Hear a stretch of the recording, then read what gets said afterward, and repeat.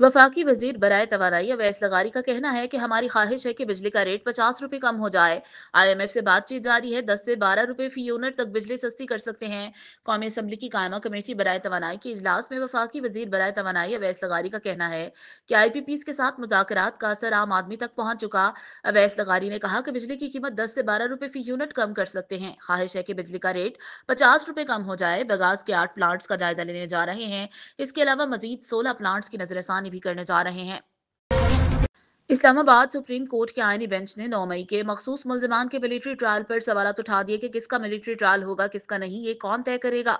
तफसीलात के मुताबिक सुप्रीम कोर्ट में फौजी अदालतों में सिविलियंस के ट्रायल्स के फैसले के खिलाफ इंट्रा कोर्ट अपील पर समाअत हुई। सुप्रीम कोर्ट के 7 रुकनी आईनी बेंच ने समाअत की। आईनी बेंच ने 9 मई के मखसूस मुल्जिमान के मिलिट्री ट्रायल पर सवालात उठा दिए। जस्टिस मुसर्रत हलाली ने इस्तफसार किया कि दायरा इख्तियार कौन तय करता किसका ट्रायल मिलिट्री कोर्ट्स में होगा, किसका नहीं। सऊदी हुकूमत ने मुसाफिरों के लिए नई सफरी हदायत जारी कर दी हैं। सऊदी अरब ने गर्दन तोड़ बुखार समेत दीगर वैक्सीन लाजमी करार दी।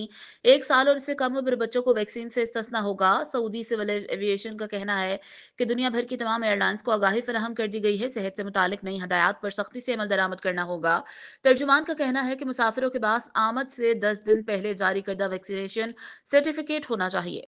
कराची के इलाके नॉर्थ कराची से मुबैना तौर पर अगवा होने वाला 7 साल का बच्चा सारिम ताहाल बाजियाब न हो सका। वालिदैन शिद्दत गम से निढाल।